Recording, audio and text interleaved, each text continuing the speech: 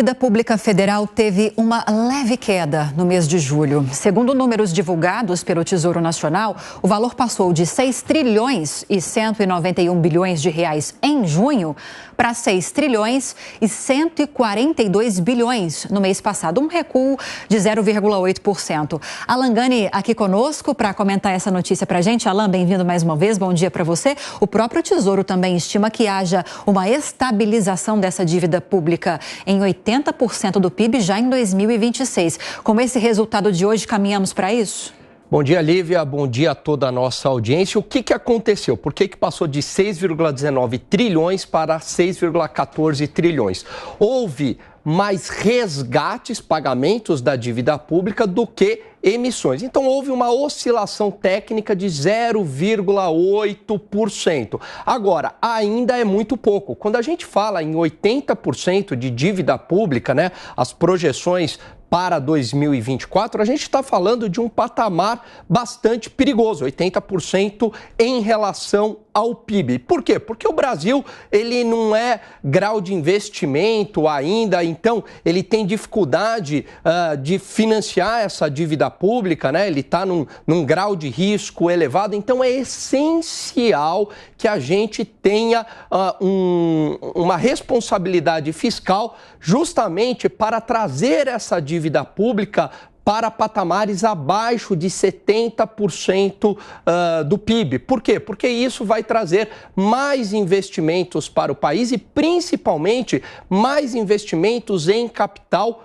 produtivo. Isso também vai reduzir a taxa de juros, diminuindo o custo da dívida, né? Vamos lembrar quem que são os detentores da dívida pública. A maior parte são os bancos, só que o dinheiro que está no banco é o nosso dinheiro. 29% da dívida pública está na mão do banco, mas 29% está na mão da gente aqui, né? 24% dessa dívida pública está na mão de fundos de investimento, que também é o nosso dinheiro, né? Mais ou menos 26% em fundos de previdência, que também é o nosso dinheiro. Então, quando a gente fala em responsabilidade fiscal, não é responsabilidade do governo, é responsabilidade com o nosso dinheiro. Afinal de contas, o dinheiro do governo é o nosso dinheiro. Agora, que estabilização de dívida é essa, Gani, para a gente tentar entender? Por exemplo, supomos que o nosso PIB seria todas as riquezas que nós acumulamos no mês, ou seja, a nossa renda. Se eu, Lívia Zanolini, e você, Alan Gani, tivermos 80% da nossa renda comprometida, a gente não está estável em relação à dívida. Por que isso pode ser dito em relação às contas do governo? Então, o que acontece, né? O governo, para ele fechar as contas dele, ele precisa arrecadar mais do que gastar. De onde que vem essa arrecadação? A arrecadação vem por meio dos impostos, né, cobrados da sociedade. Se o PIB está crescendo, o governo acaba arrecadando mais. Por quê? Porque a geração de riqueza foi maior, o bolo está maior. O problema é que não dá para a gente depender apenas do crescimento econômico, que é uma variável que a gente não controla e sofre influência de diversos fatores, né?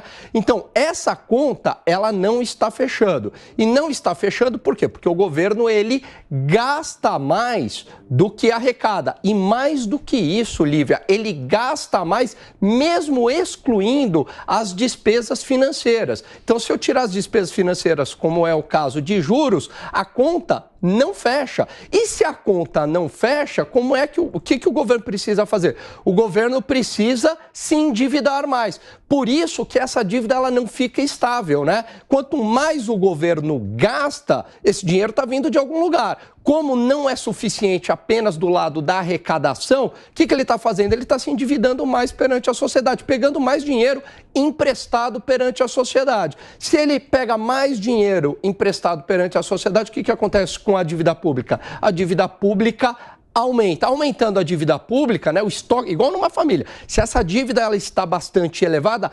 aumenta o risco de um calote da dívida pública. Se começar a passar de 80%, 90%, 100%, a gente pode caminhar para uma situação de calote. E uma situação de calote, a gente já sabe o final da história e é muito feio esse final. Horrível. Alan Gani volta já já com mais análises para a gente.